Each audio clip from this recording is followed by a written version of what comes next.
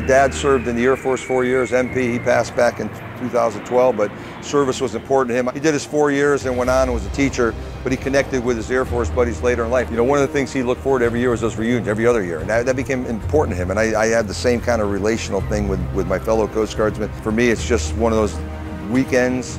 As a service chief, you never lose track of the cost of freedom, but I think it's just a reminder for society writ large. And I'm excited when you see an event like this that it can celebrate all the capabilities, but do it on a weekend when everybody can stop and, hey, why are we here? What are these men and women in uniform? What do they stand for? And they stand for an ideal. It's a written document. They don't serve a person. We stand a set of principles, freedom, liberty, certain inalienable rights. And that's what I think about in a day like today. To me, Memorial Day symbolizes to remember those that have served, those that never made it back, those that made this country great, and they gave the ultimate sacrifice to our great country. You know, when you see a service person, a serviceman or woman that's in uniform or walking, just say thank you to them. A simple thing. These are the greatest people that make up this country. It is a great group of individuals that we need to remember and thank every day. Some people associate Memorial Day weekend with the start of summer barbecues and having a good time. Memorial Day weekend, to me, it is signifying all of those that have committed the ultimate sacrifice, you know, to defend our nation, to ensure that, you know, we continue with the American way of life and protect our civil liberties, which we cherish so dearly. I mean, and it all starts with the defense. But when you looked out there, and I looked at those 80 future soldiers, it was so inspiring because they raised their hand. They said, I want to join and I want to serve a higher calling. I want to serve to protect everything that we stand for in America. And they've done it on a weekend when they know that we're paying tribute and recognizing those that have paid the ultimate price. It's just so amazing because, you know, it is that willingness, that sacrifice that they want to make for our nation. And so when I was up there, I got to tell you, the hair on the back of my neck went up. I looked out there, and then at the end of it, I said, our country's in great hands. We're in great hands and we have a great future because of these young men and women who signed up to serve. It's hard to express what it means to me because, you know, having gone to war, you understand the sacrifice that people made for us to be able to live in a country where you're free.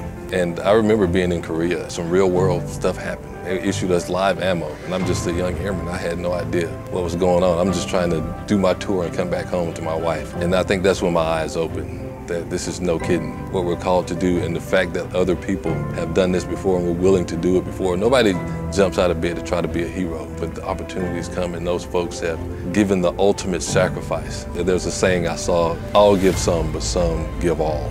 Some people never get a chance to take the uniform off. Being associated with that and having the opportunity to go and come back home, it's a different feeling. And so what I want more than anything is to honor their sacrifice, not only with my service, but with my life. I heard the saying, freedom is not free, and that's for sure. A lot of the people I went to Afghanistan with didn't come back. When they're lobbing those bombs over, you know, this is for real. I want to honor their sacrifice, and I want to celebrate their lives and what they gave. There's really several reasons why an event like this would be important. The first one is it's an opportunity on Memorial Day weekend in a public forum to acknowledge and to account and honor those that have given the ultimate sacrifice for our nation's defense. Less than 1% of our nation serves in all branches of the Department of Defense. So it's an important opportunity to recognize and honor that.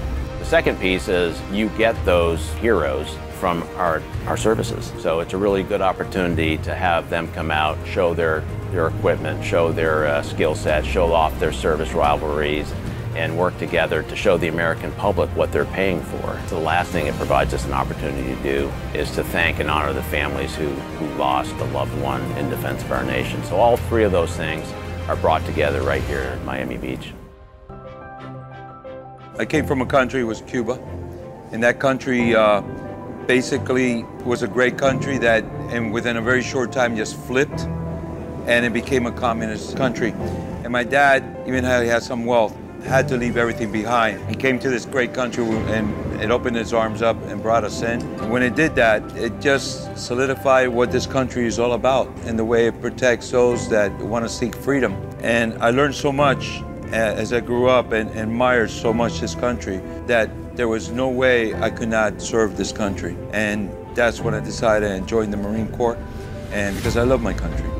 And I love being able to have the freedom that you share. Is sometimes a lot of people take for granted. But on a day like Memorial Day and a weekend like Memorial Weekend, it is so important to say thank you to so many and remember those that are not here to share what we're sharing with our family here today. When I think about this day, I think about all of the people who've gone before me, who've sacrificed to ensure this experiment called America. My grandfather actually served in the Army, and as a result of his service, I mean, my grandfather was born in 1896. He was elevated to a level that he would never have been elevated to as a black man. For me, Memorial Day is a symbol of all that has been sacrificed for future generations to enjoy, and frankly, also to pass on. There's a chief here. They have a static display along Collins Avenue out here today, and I went up and talked to the chief. He lost his brother-in-law.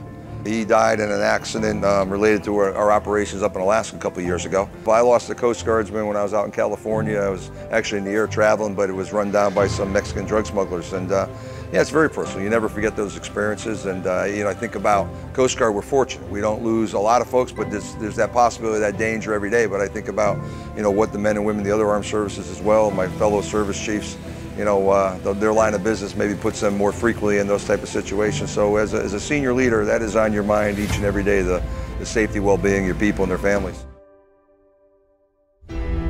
It's really exciting to see all the veterans come out to the event and the Gold Star families, those that have lost immediate loved ones. This event is for them. This is why we're putting on this event. We want to say thank you to those veterans and those families that have given up and paid the ultimate sacrifice. So for us, to see them out there with smiles on their face and see their patriotic attitude, it's infectious.